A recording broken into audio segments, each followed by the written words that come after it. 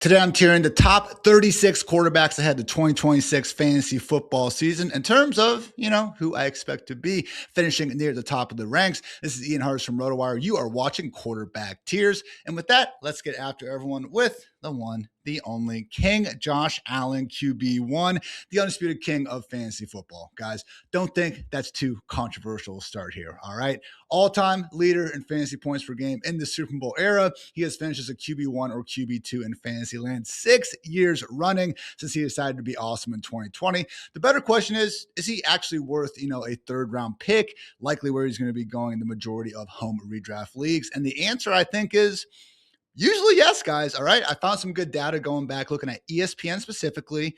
They kind of did a 10-team league thing. So it's not, one for one everywhere. But looking at the amount of rosters that made the playoffs that had Josh Allen on it, it's been a really good hit rate, guys. 2020, 50% of, again, rosters with Josh Allen on it made the playoffs.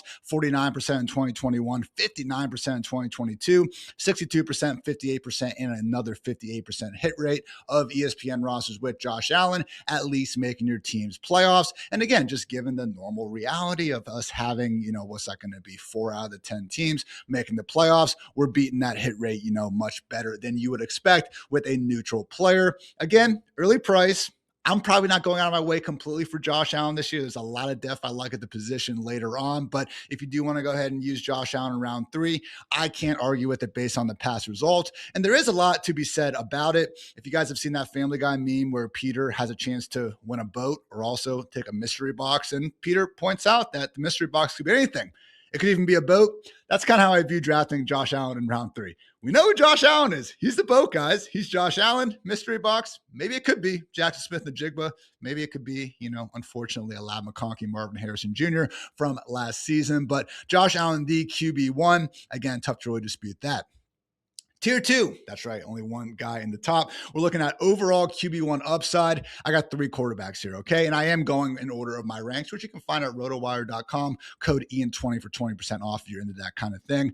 Lamar Jackson, Jayden Daniels, and Jalen Hurts. Yeah, I got a thing for rushing quarterbacks, guys, because we've seen time and time again, this actually produced the best quarterbacks in all of fantasy football. So I actually did a little bit of a study here, written article over at rotowire.com if you're into reading words in the year 2026. But basically, I looked at all the quarterbacks to score at least 20 fantasy points per game over the course of the past decade. 32% of them had at least 100 carries in the season, and over half, at least, guys, were averaging 4.5 rush attempts per game. I'm not trying to throw a bunch of numbers at you, but that's about 77 carries per season over the course of 17 games. So over half of the top, most elite fantasy quarterbacks over the years have at least had a good, if not great, rushing floor. And that's exactly what we have with Lamar Jackson, Jayden Daniels, and Jalen Hurts. So with Lamar, I know, fell off a little bit last year, and that was not ideal. But when we have the context of the week 4 hamstring injury, the later season lower back injury, and stats like next-gen stats, speed,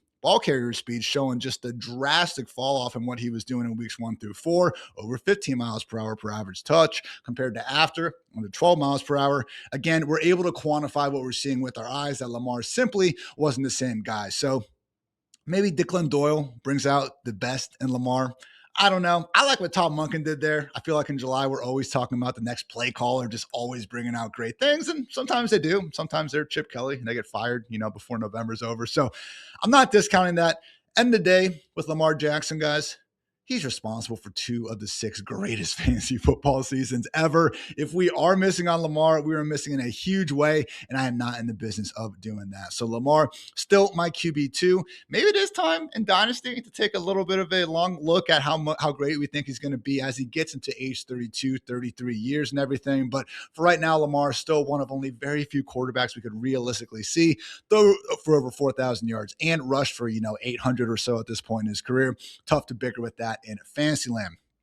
Jayden Daniels, my QB3, a little bit higher relative to some of the ADP you see around the world at this point in time. I know it's mostly best ball and stuff. We'll get into more ESPN sleeper ADP with more drafts happening on those sites as we get closer to the season. But still, with Jayden Daniels, guys, 1 year removed from him averaging north of 20 fantasy points per game as a rookie. The only other quarterbacks to do that in NFL history, Cam Newton, Justin Herbert, and RG3.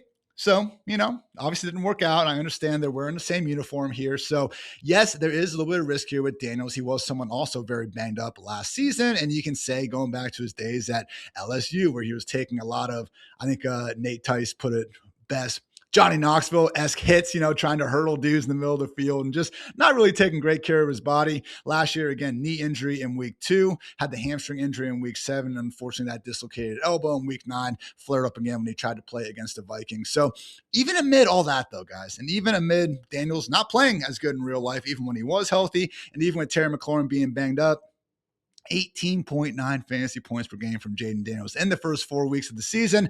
That would have been good for QB7 status. So again, in the history of fantasy football, the 2 big cheat codes that we've consistently seen, high volume rushing quarterbacks and then running backs who catch a lot of passes. Jayden Daniels, even if it'd be a lot cooler if we had an extra really good wide receiver there that maybe wasn't freaking crazy right now, looking at you, Brandon Ayuk, Jayden Daniels, still someone who can be an average real life quarterback, but still be a freaking star in fantasy. And let's face it, in 2024, guys, he was a star in real life and fantasy. Hopefully the injury gods let him get back to doing that.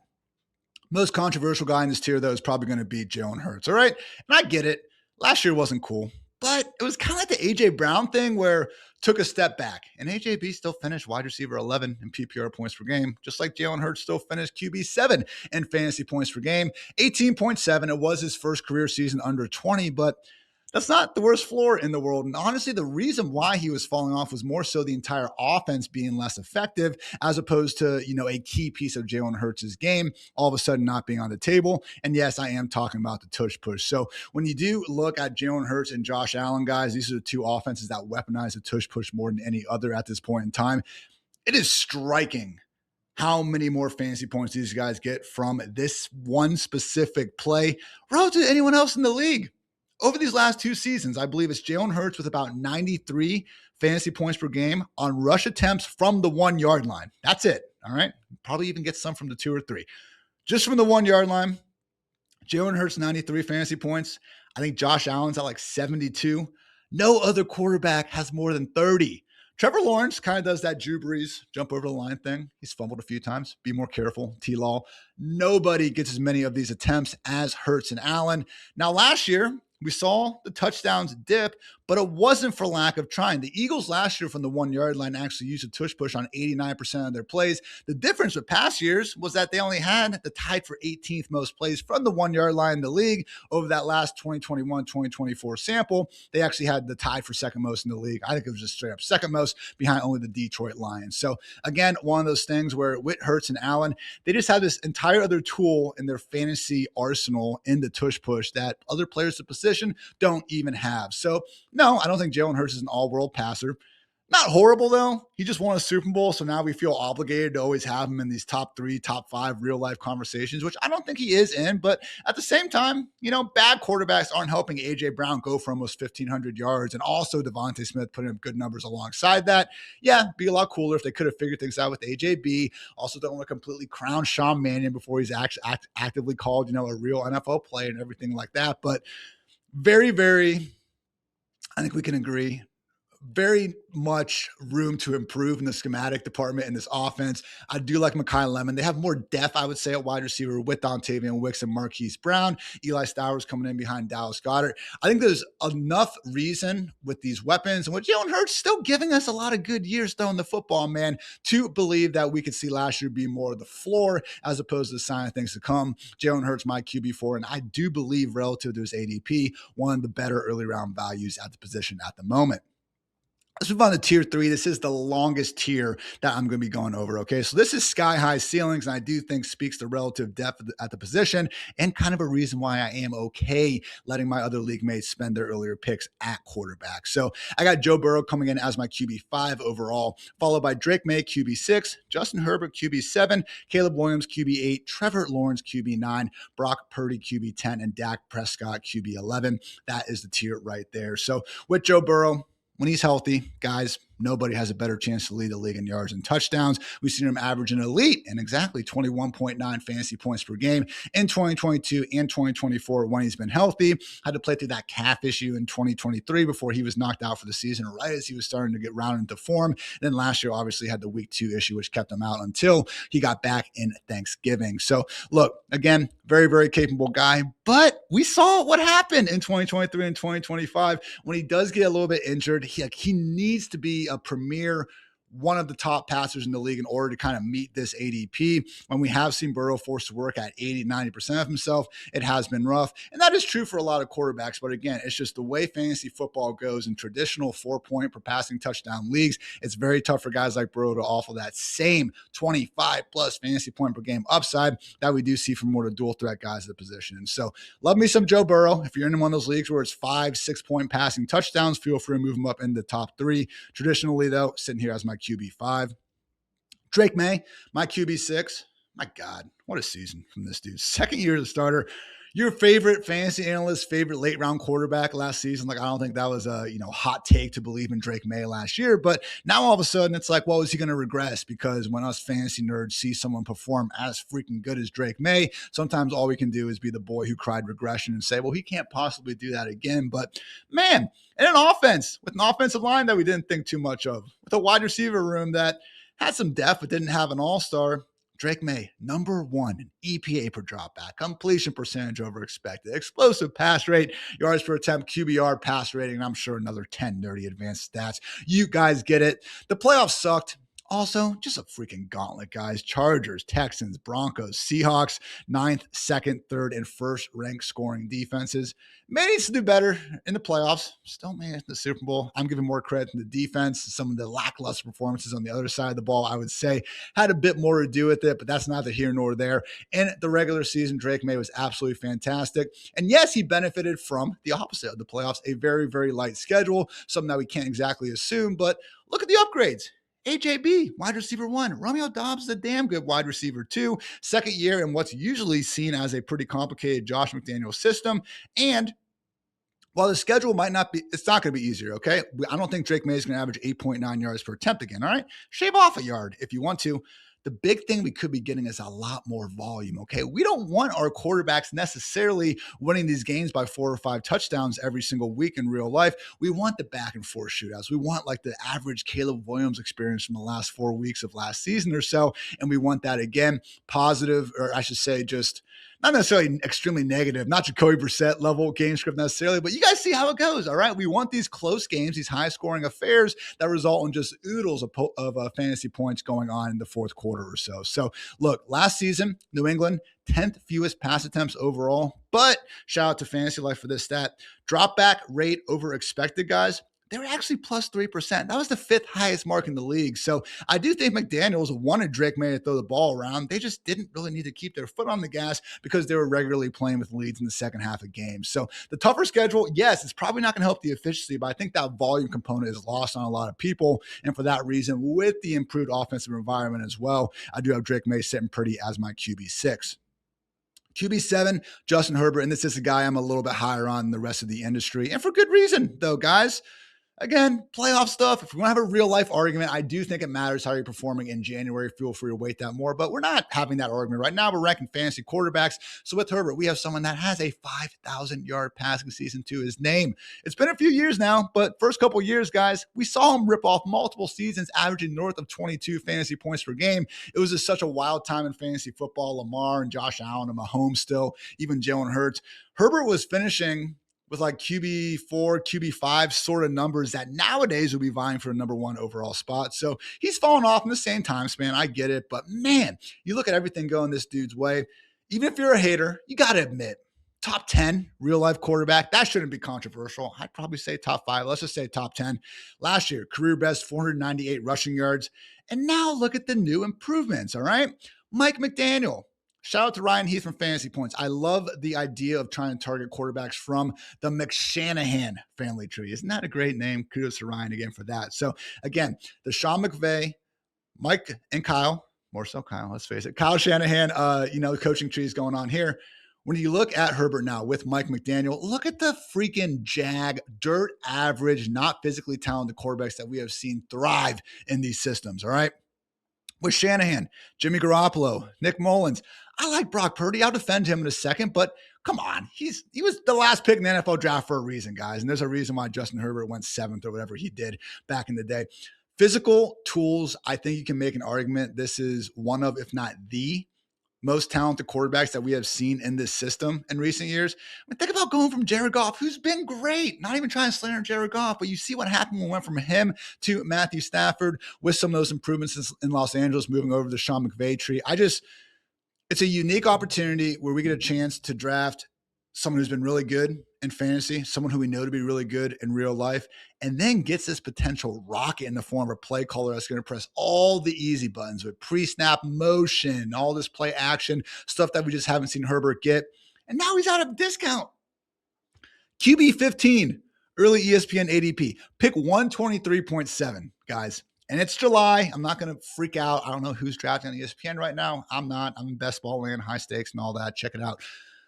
Holy shit, though. Pick 123, Justin Herbert. I will go after that every single draft that I get a chance to. So, offensive line, Rashawn Slater, Joe Alt coming back healthy. It'd be cool if they had one more wide receiver, all due respect to McConkey, QJ, and even Trey Harris. Brennan Thompson led the SEC in receiving yards last year. People forget, but man, this is just an offense I really want to bet on this season. I think there's a good chance that if the Chargers have the sort of season I think they're capable of having, Justin Herbert could be at the top of the MVP leaderboard going later into the year. We'll see what happens in the playoffs, but at least for the 2026 regular season, Justin Herbert and the Chargers as a whole, that really is one of my biggest bets, guys. I want to be all in on this group. QB8, Caleb Williams. Honestly, kind of a similar sentiment. Like Herbert and Caleb, if you are going to be spending up a little bit on the position, I think relative to where they're going ADP-wise, these are two of my favorite guys. Caleb actually is my most drafted quarterback over Underdog Fantasy right now because he just finished as the QB7 in fantasy points per game. We believe in the talent. Dude went number 1 overall for a reason. Still a young guy. I think only 24. Like, got to give some dudes like Caleb a little more credit for coming out after they haven't, already started 50 freaking college games like the Bo Nixes and Jayden Daniels of the world. So there is a steeper learning curve. We should expect at least some problems in their performance, but credit to Caleb, man, for his ability to go from year 1 to year 2 and already make one massive improvement to his game, and that is his ability to avoid sacks. Okay. Bears offensive line has gotten a lot of fault, but man, that first year, we also saw Caleb Williams take a ton of sacks under pressure. There's a stat that's actually called pressure to sack ratio. It's when a quarterback is under pressure, how many sacks are they taking in those situations? And only Will Levis was worse than Caleb Williams in 2024. You don't want to be grouped in with Will Levis in any of these stats in these days. Last season, he improved all the way to freaking 3rd. Nobody avoided more sacks than Caleb Williams per True Media, and he actually recorded 4 of the position's top 5 fastest ball carrier speeds with the football in his hand per Next Gen Stats. So the athleticism is ridiculous from Caleb Williams. Truly one of the most athletic quarterbacks in the league from a moving perspective. You see the RPMs he gets on that freaking football, guys. I mean, he's rolling out to his right. I mean, that dude has a howitzer. Top 5 Caleb Williams throws are probably going to top anyone else in the league. So what do we need? We need him to hit those layups, all right? Can't be completing sub 60% of the passes. He did last year. Still posted QB7 numbers. But it's not. And I know Josh Allen fixed it, and he's amazing. But, remember the Josh Allen stats where it's going back to JV in high school and someone dug up his completion rate? He had never completed even 60% of his passes at any level of football. So I think from that standpoint, there's at least a little more reason to be concerned about if he'd ever be able to pick things up, particularly at the professional level. But that's not what we're looking at with Caleb Williams. Guys, I just think it's a situation where whether it's this offense, whether it's a situation where, maybe he hasn't had the best chemistry with some of his different pass catchers out there. I just think that Caleb Williams, guys, could be on the verge of, like Justin Herbert, I swear to God, these are the only 2 guys I'm going to say this for, an MVP-esque ascension up the ranks. So again, at USC, guys, Caleb Williams, 65%, 67%, 69% completion rate. Haven't seen at the NFL level, but for me and Caleb, he's got all the athletic ability in the world.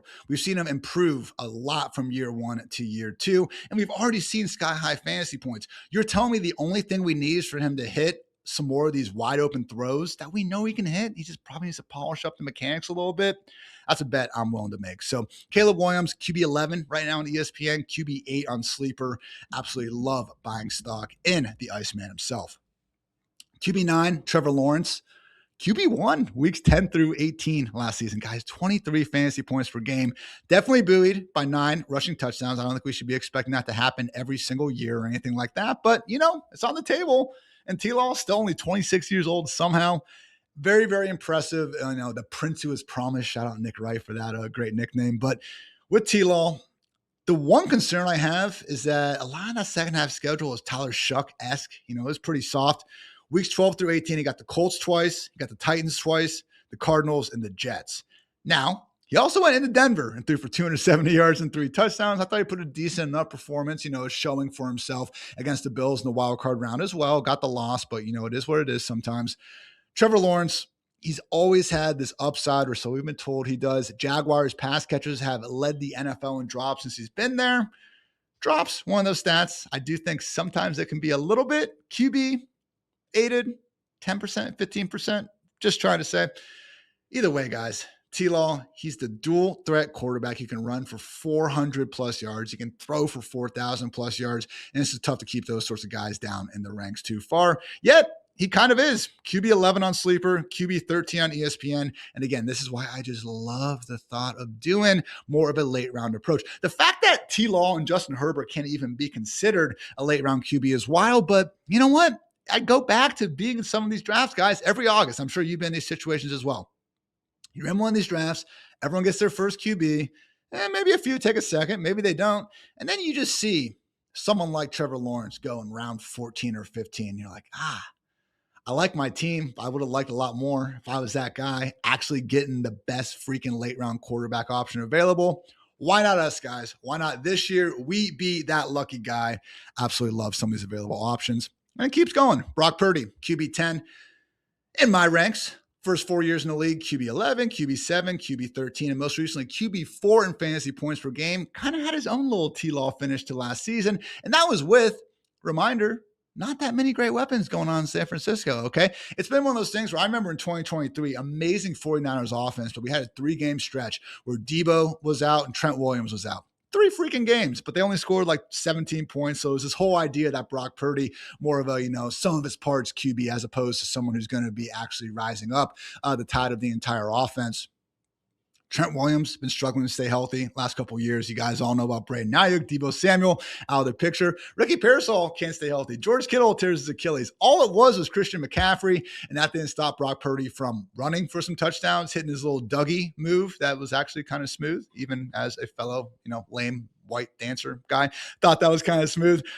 I think Brock Purdy, if you want to call him a system quarterback because he's number 1 the Super Bowl era in yards per attempt, passer rating, and pass success rate, call him a system quarterback. I think you're wrong. He does so much cool stuff off script that he never gets credit for. But all right, let's say he is. Well, it's like the best and most efficient system that we've ever seen deployed by an NFL offense. So why not go ahead and take that discount in fantasy land where, guess what? We don't get extra points for style points anyway. Brock Purdy, my QB10, and very much belonging of this guys with the same tier. The reason why I have T-Law, Caleb, Herbert, May, Burrow ahead of him, I just don't love an offense that's relying on so many 30-plus-year-old veterans to keep on keeping on, especially when, they have that whole weird electromagnetic plant next to the practice field and whatever. Last guy, and again, our tier 3 sky high ceiling tier, Dak Prescott, NFC's version of Joe Burrow. Basically everything we said about the Bengals should also apply to the Cowboys here. No one should be surprised if the Bengals, the Cowboys are the top 2 scoring offenses in the NFL. That said, last year, it was great.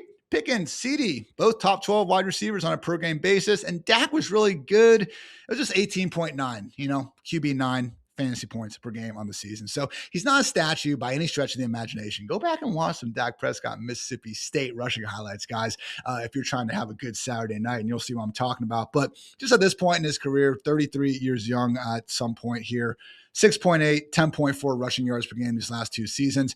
Dak is just more on the Matthew Stafford, Jared Goff side of the Russian quarterback spectrum than, of course, being with the Lamar Jacksons, even the Justin Herberts and Drake Mays of the world at this point. So Dak Prescott, again, same tier as Joe Burrow. And I would argue that, kind of just gap between them does matter. And it probably is a little bit too wide. But I do also think that given that age factor that goes into it, given the fact that Cowboys could be a little bit more of a run heavy offense than what we see in Cincinnati, it's enough reason for me to have Dak at the bottom of this tier.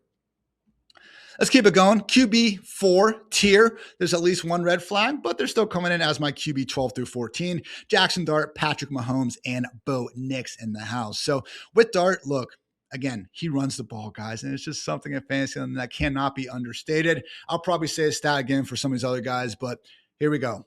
26 of 28 quarterbacks over the past decade with 100 rush attempts in this season posted top 12 numbers in fantasy points per game. I'm not doing that mean fantasy analyst, alleged expert trick where I just say some stat and it's like everyone that's played 17 games. I'll give you the overall rank, which, is kind of skewy per game. When quarterbacks have had 100 plus rush attempts, they've had a 93% hit rate of being a QB1 in Fantasyland. And the only two guys to not do it, it's at least a little screwy. It was 2018 Lamar Jackson, who actually did qualify once he took over under center for Joe Flacco. They were kind of using him as like a certain situational package wildcat guy before like week 9 or something that year. And then 2020 Cam Newton, who was the only quarterback over the age of 30 in that group as well. Some we don't have to worry about with Jaxson Dart, obviously. So I love the rushing upside here. Only Josh Allen had more fantasy points from rushing than Jaxson Dart among quarterbacks last year. And hell, since he took over in week 4, the rest of the way, he was the QB8 with 19.9 fantasy points per game. What I don't like is everything else about this situation, guys. Can you think of a worse trio of offensive coaches to really be leaning on than Matt Nagy, Brian Callahan, and Greg Roman? Like, how the hell did that happen? I know Roman's done some good stuff in the run game. Maybe you want to give some of the Chiefs success to Matt Nagy. I wouldn't do it. I really got nothing on Brian Callahan. Maybe Jaxson Dart can overcome all that. Maybe he can also overcome Malik Neighbors, probably starting the season banged up. I don't know if it's going to pop. I'm just not really expecting him to be 100% by week 1. Similar sentiment with Cam Scatterboo. But I say all that, and that was all true last year. Neighbors tore up his knee. First start with Dart. Scatterboo, Dart thing. That was fun for a few weeks. Then he got hurt, unfortunately. And it just didn't matter. So would be cool if we had some better improvements elsewhere. I like Isaiah Likely as much as next fantasy nerd, but still got to see him do it more as, the tight end one. Darnell Mooney, Malachi Fields. God, maybe Darius Slayton could finally do something and make me a little bit less broke because I keep drafting that guy way too much in the final round of fantasy drafts. But again, I know there's tiers called at least one red flag. There's probably more that I just named with Jaxson Dart, more so his offensive environment here. But I do think everything he can do off script, very, very promising rookie season, particularly given the environment, his coach getting fired halfway through the year and all that. And again, just that one trump card that we know to be more true than anything else in Fantasyland, that sky high rushing upside. Jaxson Dart, my QB 12, but I'm probably not going to be getting much of him because right now, guys, all across the industry, he's going inside the top 8. So always say it, don't hate the player, hate the ADP. Right now, I do indeed hate Jaxson Dart's ADP. QB 13, Patrick Mahomes. QB 13, Patrick Mahomes. That is such a wild thing to be saying out loud, but it's what he was in 2023. It's what he was in 2024. In 2025, he was much better. He actually averaged north of 20 fantasy points per game, first time since 2022. The problem, guys, is he did almost all of that on the ground. All right. When you actually divide up his fantasy points per game and you look at 2023 to 2025, all right, these are the kind of post awesome Mahomes counting number of years.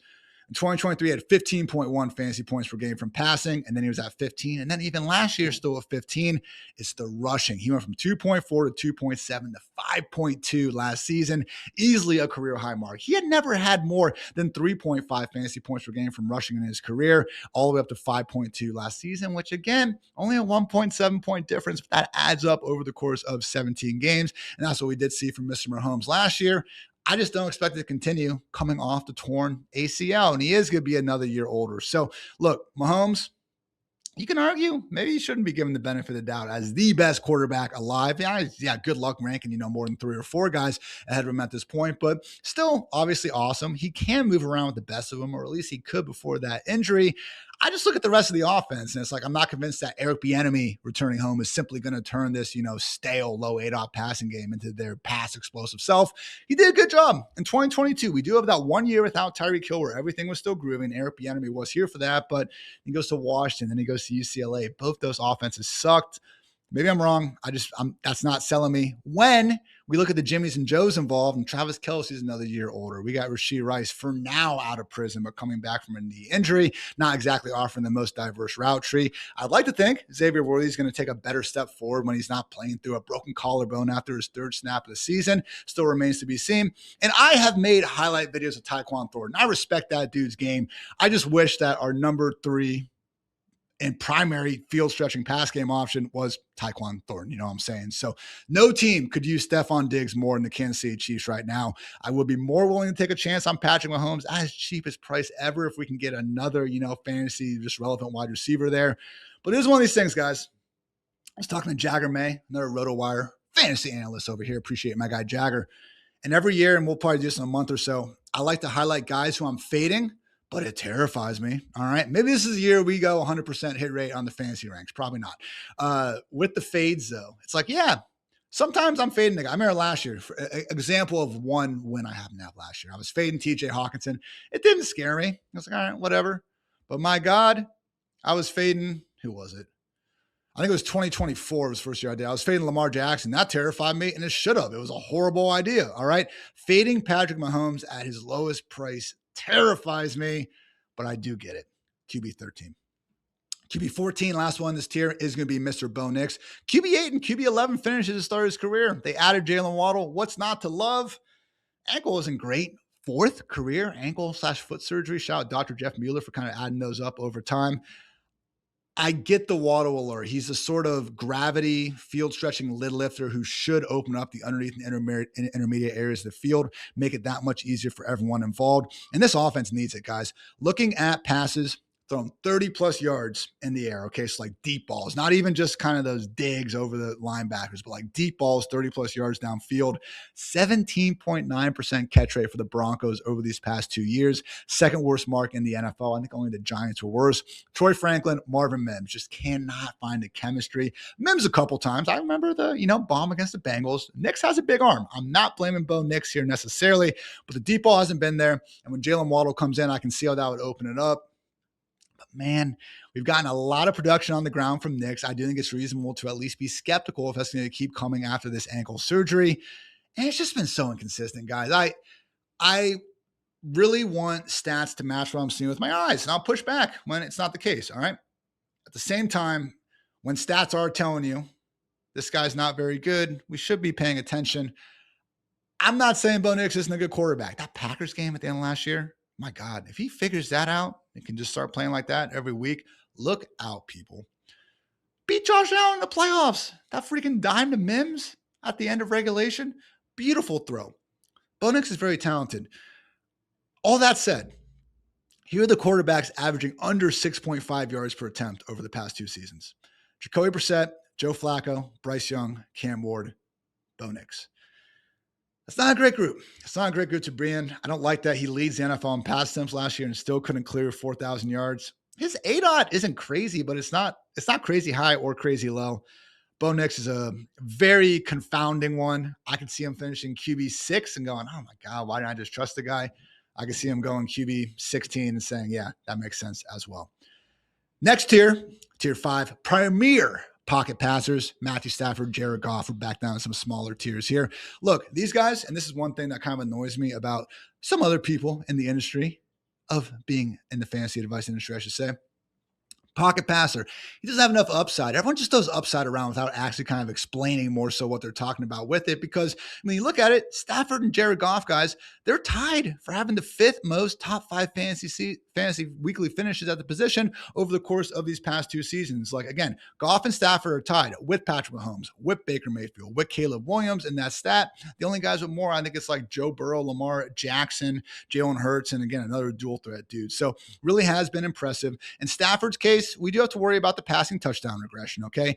All 23 quarterbacks to post a touchdown rate of at least 7% did see their mark fall the following season, sometimes drastically. You look at Stafford's, touchdown rates over the course of his career, and it's that DJ Khaled song. It's literally up, down, up, down, up, down every single time.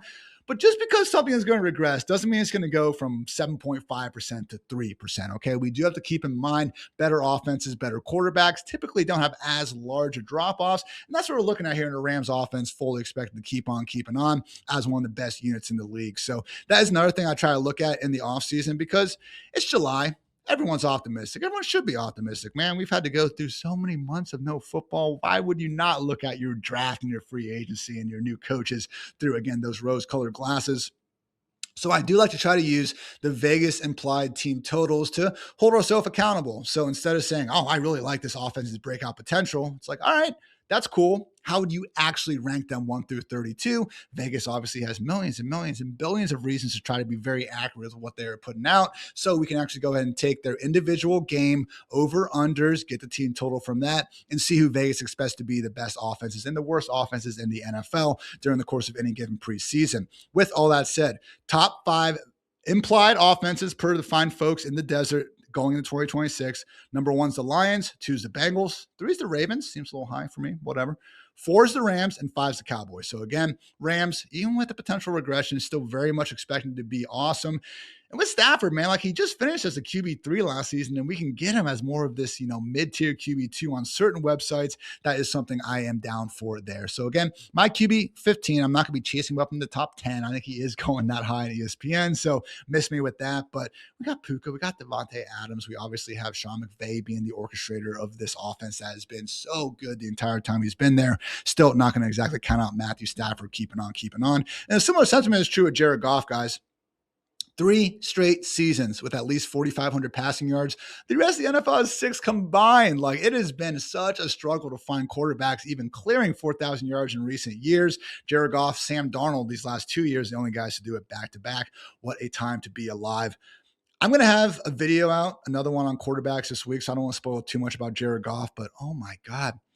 I think he's the late round quarterback of 2026. I didn't expect him to be because I just kind of figured he'd be going with guys like Dak and Stafford. But no, guys, Jared Goff right now is going outside the top 150 picks on ESPN. 5.5 rounds later than guys like Matthew Stafford and Dak Prescott. He's also outside the top 120 on Sleeper. Like, that was kind of the main parameters I did. I wanted quarterbacks that you could get on Sleeper and ESPN round 11 or later, and Jared Goff is somehow, fitting in there. So smarter football minds than myself. I shout out Nate Tice before. I'll do it again. I'll probably do it again later because that dude's awesome. But Ben Solak as well over ESPN. Always love reading his stuff. They're very optimistic on the Drew Petzing collaboration with Dan Campbell in Detroit and everything Jared Goff can do there. And why not, guys? Like, we saw him get a lot out of Jacoby Brissett last season. And even without Ben Johnson last year, Jared Goff was still able to put up very good counter numbers in his own right. So love me some Jared Goff at his price, because that's the other thing. All right. We have these tiers, and just at overall, I don't even disagree with Jared Goff being the QB15, QB16. That's where I have him ranked. But outside the top 150 players with similar archetype guys going so many rounds earlier really is crazy to me. The one problem, all right, and I'm not a huge slave to preseason schedules, but we do have the Lions week 17 in Chicago. We all saw Goff in Philly last year. Outdoor games, particularly when it gets cold, can be a problem here. We will need to find another quarterback for Championship Sunday in all likelihood. But in the meantime, we got to get there. I think Jared Goff can help with that. Run, Forrest, run. Tier number 6, breaking them down over here, Team RotoWire. I got Kyler Murray and Malik Willis because they run the football, and it freaking works, all right? One more time. 26 of 28 quarterbacks with 100-plus rush attempts in the last decade finished as a top 12 quarterback in fantasy points per game. And for the first time in a long time, guys, we can actually draft Kyler Murray and Malik Willis as late-round dual-threat quarterbacks. For so many years, we've been attuned to this, all right? The Justin Fields of the world, even when a bad Jets offense last year, we saw they usually chase up inside the position's top 12 because we all understood this reality. Now it's like Malik Willis is going next to guys in drafts like Cooper Kupp, Jawan Jennings, and Braylon Allen. Dudes that are never going to start for you anyway, but if you draft Malik Willis, you might freaking have yourself a QB1, probably of the ugly variety. But again, we don't get extra points for style points. Why not go ahead and take your chance with it? I do have Kyler Murray higher. I'll say this about Kyler, and this is what's very interesting. The difference in season long ranks, preseason season long ranks versus where we're going to be ranking these guys in week one. Nobody's going to have a bigger bump up the ranks than Kyler Murray. I would not be surprised at all if we were having him as a top 12 quarterback in week one, who you can honestly buy as QB 17 or so across the industry as things go right now. The concern is that he wasn't very good last year, and maybe KOC in the new and improved, very improved offensive environment helps with that, but it's not a given. And Kyler being mid for 5 games is going to be a lot more problematic than Malik Willis and pretty much every other quarterback we've talked about. Kyler being mid for a team where KOC is maybe starting to feel a little bit of that hot seat, and he's got JJ McCarthy waiting in the wings, who I know isn't good. We saw that last year, but there's a better chance that Kyler gets benched for his backup than pretty much anyone we've talked about. That's why I can't go too high with him in our season-long ranks. But you know what? When we're able to draft a dude in round 13, like I love the idea in drafts this year, getting a quality tight end at some point, getting 5 or 6 running backs and wide receivers, and then turning my attention to these late-round quarterbacks, getting Kyler Murray and Baker Mayfield, the boomer sooner late-round quarterback strategy, getting Malik Willis and, Jared Goff. Like at this point, I would say after tier 4, Dart, Mahomes, and Nix, at a minimum, I probably still would take 2 there. I would say after tier 3, I'm looking to get 2 quarterbacks, and I just think pairing Jared Goff, who's going to give you such a good floor, and I think an underrated ceiling with someone like Kyler, with someone like Malik Willis makes so much sense. And even if you miss out on Goff, I do think guys like Baker, Jordan Love, Tyler Shuck, who we have seen provide QB1 numbers for stretches, really can be a super viable strategy in the year 2026. So all in team late round QB this year. I do think Kyler Murray and Malik Willis are big parts of that. Last thing with Malik Willis, guys, shouldn't discount all the good things he did as a passer in Green Bay, okay? In 2024, when he had to kind of step in for Jordan Love, a lot of it was heavy RPO, play action, Matt LaFleur just kind of, putting his dick on the table and saying, look how good I am as a schemer. 2025, though, I feel like they took the training wheels off. We saw his average target depth go up in a major way. And just even watching those games, few and far between, but the Bears, the Ravens, like we were seeing dimes over the middle, dimes down the sideline to Romeo Doubs, to Christian Watson. And you add it all together, guys, small sample size be damned over the course of these past 2 seasons. Malik Willis, number 1 EPA per dropback, number 1 completion percentage over expected. And man, he can also run the football. So that's what we really care about in fantasy land. Look, those same Vegas rankings I was talking about before, they have the Dolphins 29th. That seems generous, all right? There is a downside here, but the upside is the usual top 12 heights we've seen from players of this archetype. And again, at this price, who am I to complain about it?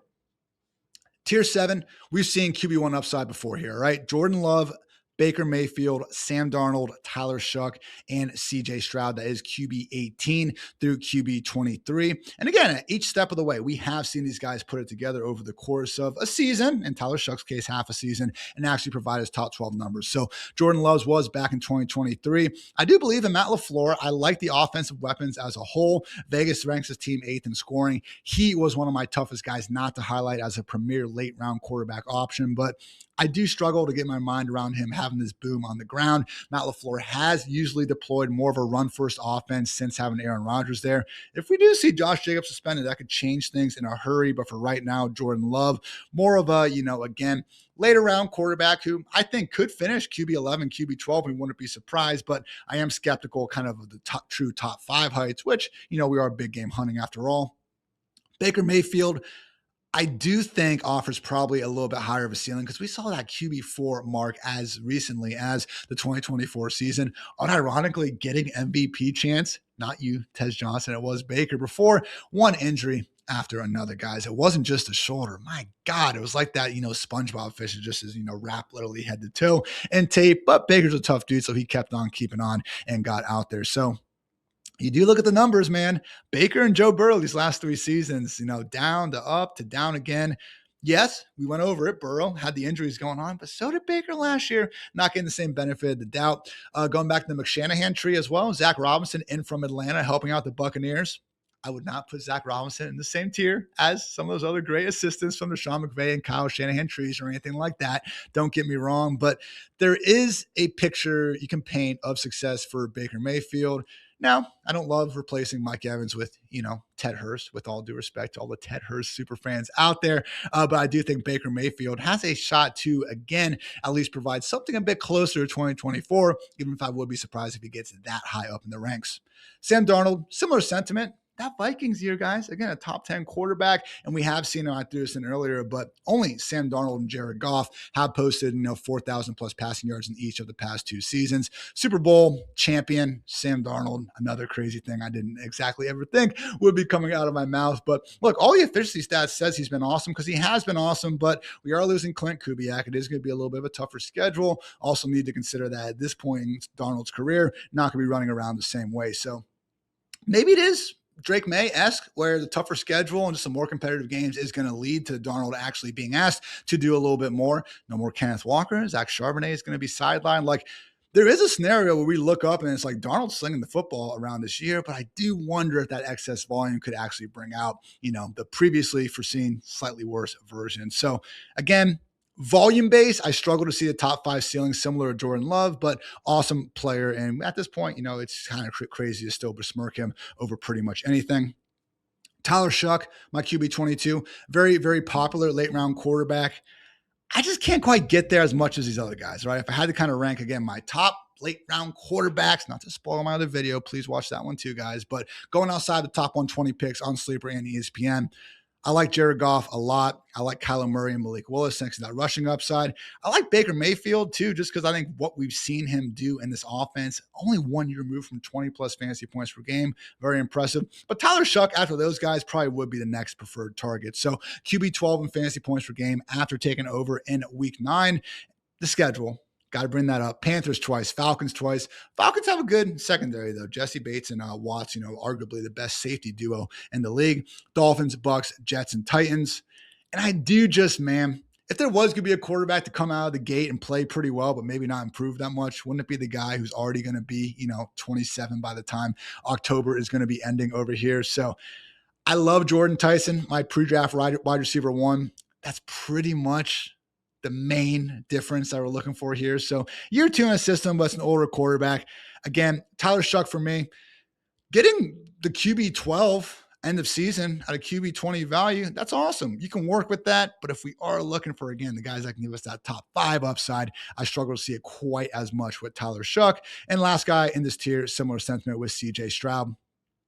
Awful playoffs. I believe he had 10 combined fumbles and interceptions in those 2 playoff games. That's how many he had in the entire regular season combined as well, though, guys. So it matters in real life conversations. I think a little bit less so in fantasy, and particularly when we can look at the regular season numbers and see that Stroud actually was playing a lot closer to 2023 than that down 2024. So obviously having a full season of healthy Nico Collins will go a long way. Also should be getting Tank Dell back. Hopefully he is back to his usual game-breaking ways following that horrific and catastrophic leg injury. But CJ Stroud, kind of like Love, where I think we saw some nice rushing upside that we maybe didn't know was there in 2023. I'm a little bit dubious we ever see him fully get back to that. Also, unlike Love, I will say, though, Vegas has the Texans as 19th in scoring.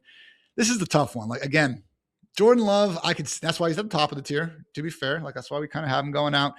I'm just more confident the Packers ripping off a top 10 scoring season. A little bit tougher for the Texans for good reason. You got that defense. You brought in Dave Montgomery. Maybe the offensive line will actually be decent for once, but more low scoring rock fights, more just ball control. We're up a couple scores. Don't worry about it, CJ. Just hand the ball off sorts of games out of Houston. QB 8 tier. This is the point where, all right, we're talking about Superflex QB3s, best ball QB3 plus. Like, please, for the love of God, do not be starting any of these guys when week 1 rolls around. But QB 24, Bryce Young, QB 25, Daniel Jones, QB 26, Cam Ward, and QB 27, Aaron Rodgers. So yeah, should start 17 games. That's about all I can say of this group. So Bryce Young, I see the alert. All right. If you guys will check out my Twitter at iHeartIts, I put out some of his best plays from this last season and a mini highlight reel. At his best, beautiful, beautiful deep ball accuracy. He's got, what was that? Christopher Nolan movie? Prestige level magicianry in the pocket. Like, he's elusive out there. He makes guys miss. He can scoot a little bit, had a nice rushing touchdown against the Rams in the playoffs and everything. It's just one of those things where, again, similar to Bo Nix, They're NFL quarterbacks, guys. Of course, we can put together 2 to 3 minutes of them looking really good out there. All right. Bryce Young was number 1 overall pick. Of course, he's a really good player, but if you're not a top 20 real life quarterback in our world, you suck. You're objectively below average. You don't suck, but you know what I'm saying. Every single number we care about, other than deep ball related metrics, tells us Bryce Young has been a bad quarterback. Vegas has the Panthers 27th in scoring. He's barely clearing 3,000 passing yards. He's never averaged 14 fantasy points per game. Would love to be proven wrong. This is a make or break year for Bryce Young. You could argue more than almost any other quarterback in the league. I'm not trying to F around and find out what he's going to be like in fantasy land. Daniel Jones, incredible numbers, top 8-9 weeks of last season. You want me to bet on that persisting following a torn Achilles on his right leg? Not a doctor, guys, contrary to popular belief, but think about it. You know, you're throwing right-handed like Daniel Jones is. You're pushing off your power leg. That's your right leg. That's what happened to Kirk Cousins.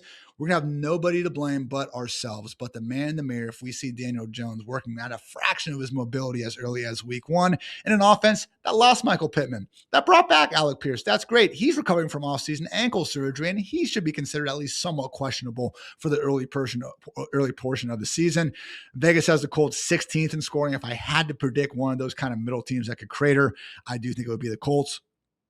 Cam Ward, 2 minutes of highlights are going to be up there with anyone in the league. This dude made 2 or 3 plays last season that I'm sure most of you didn't see, because why would you spend your life watching Titans games? I get it. I am enough of a loser to be doing so, but it's just that thing again, man. We're like, how do I balance the fact that this dude can make absurd throws so he can avoid pressure at a very high level with the fact that every stat tells us that he is not a good quarterback. He was not a good quarterback in year 1. Rookies are allowed to get better. I fully get it. But man, Wan'Dale Robinson, Carnell Tate, thank you guys for improving the offense.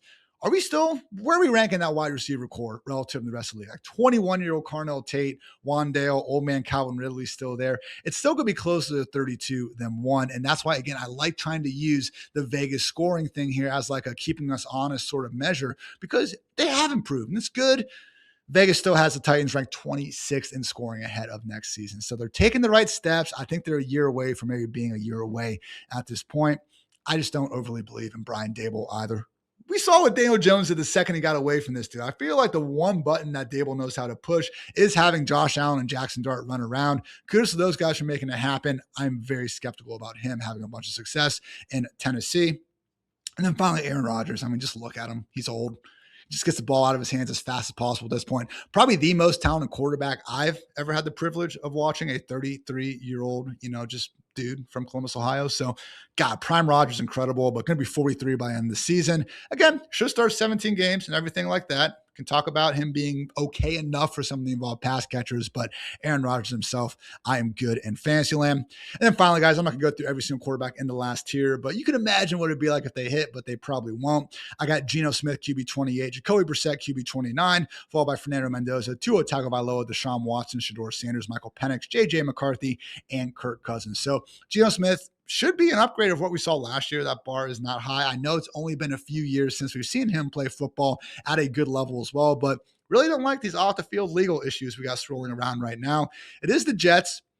I kind of like the skeleton of the offense. The 2 highly drafted tackles, Garrett Wilson, A.D. Mitchell, Omar Cooper, Kenyon Sadiq, Breece Hall. You got some weapons there, but man, 36-year-old journeyman QB who we've only seen play at a high level for basically 2 years out of his career, just led the NFL in sacks and interceptions. I'm good on Geno, especially when considering like if you are more of a best ball sort of mindset where you like need these guys to hopefully be playing at a high level during the playoffs when it's time to make some money.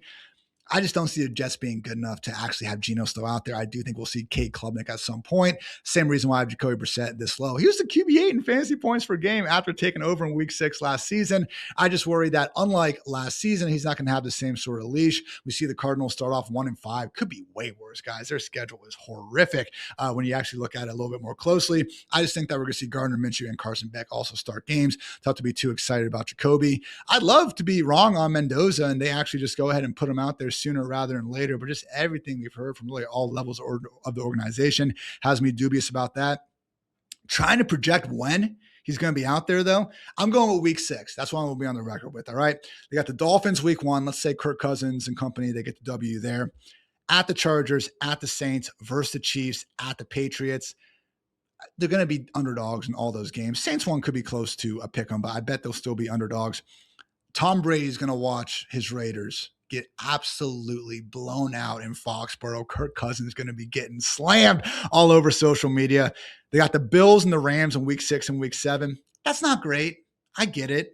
But it's the NFL. At some point, you got to rip the Band-Aid off. You got to jump into the deep end. Why not do it with 2 home games? They could wait until week 8 at the Jets. I just think they'd like to do it at home. They'll have a full week after that Patriots game. Week 6 for Fernando Mendoza. I just don't think he runs enough. I've seen the freaking, I'm an Ohio State fan, right? I watched this dude plenty. And it's a college football fan in general. I've seen this freaking amazing scramble against Miami. He had a nice one against UCLA earlier in the year, a couple against Iowa. He can move. I'm just not expecting the 400, 500, level rushing yards that really can overcome what's still probably not going to be a great offensive situation. Jalen Naylor and Trey Tucker, top 2 wide receivers. Maybe the bull case for Mendoza is he does like a better version of Tyler Shuck impression. All right, because we all think Mendoza's going to be better than Tyler Shuck, obviously. Brock Bowers can kind of be like Chris Olave. Clint Kubiak running this offense. We like that. That's the bull case, and maybe I'm not giving enough credit to that possibility in these kind of later tier ranks because Mendoza will be someone that's out there. So I would actually probably move Mendoza ahead of Jacoby and Geno doing it again. But again, at this point in time, guys, let's try to be relying on a different quarterback. Tua Tagovailoa, top 4 quarterback, EPA per dropback, 2022, 2024. 30th last season. I just don't know how this dude stresses defenses. Been a while since we've seen Kevin Stefanski really be a schematic wizard, and I do wonder how much of that was just like, hey, give prime Nick Chubb the rock and watch good things happen. This Falcons offense, guys, kind of worries me a little bit. Michael Penix obviously coming off another knee injury. I believe in the idea where it's like, hey, Raiders have 2 top 15, top 20 fantasy picks in Brock Bowers and Gentry. Like, that's asking a lot out of a bad offense. Bijan and Drake London, not too different. So volume should be there for both. I'm not going to go in that whole ordeal, but I worry about the floor of this overall Falcons offense. I think Tua will have a chance to start probably a lot of the season. I just think he's going to be the more consistent guy who's going to be able to bring Stefanski's playbook and, those drawings kind of into real life more so than Penix, but not loving that situation. Way more, Muhammad versus McLovin than I would prefer. And that's before we even get into the Browns quarterback room. I do think Deshaun Watson starts the year. Shedeur Sanders finishes, and maybe starts more games accordingly. So if you want to move Shedeur over to Deshaun, go for it. Did think, that Titans game was a nice performance from Shedeur. Hit some deep balls against the Raiders as well. Still, we can pick out the 10 fun plays. Every freaking stat tells us the guy's been horrible. Same thing with Deshaun Watson, who's still somehow, guys, this is one of the crazier stats I dug up kind of writing out these QB tiers. Even despite this horrible, I think 19, 20 games that Deshaun has had in Cleveland, the dude is still the QB4 all time in fantasy points per game in the Super Bowl era. So that's how high he was soaring, when he was still with the Houston Texans. Unfortunately, this has not been the same guy since. I don't think he's going to be improving physically here, multiple years older and following not 1, but 2 Achilles ruptures. Reminder, he again was rehabbing the damn thing and tore again, miss his latest, departure. JJ McCarthy. I will say one nice thing about JJ McCarthy. He did improve as last year went on. The problem is when you look at those games, it's like he played well against the Cowboys. Well, yeah, so did everyone. He played well against the Commanders. That was like the only other defense as bad as the Cowboys at defending the pass. And then he did pretty well at the end of the year against the Packers backups in week 18. Again, I do think he'll have a chance if Kyler struggles, but just tough to be overly excited about his personal fantasy upside. And then finally, Kirk Cousins, 38 in August. Just don't think he has the physical tools at this point to play a position at a high level. I think it's Mendoza by week 6. But guys, that's going to do it for me. So excited to be churning out some fantasy football content for you guys. Going to be working with my buddies Theo and Jagger as well. So make sure you give them, the whole RotoWire fantasy football family, a follow. If you like the video, then please like the video. Hitting that subscribe button will help me out as well. So again, I'll be back with late round QB targets. Also talking to the great Lord Reeves this week. Got a lot of fun stuff on the way. So appreciate you tuning in. It has been a great day to be great. And until next time, take care, everybody.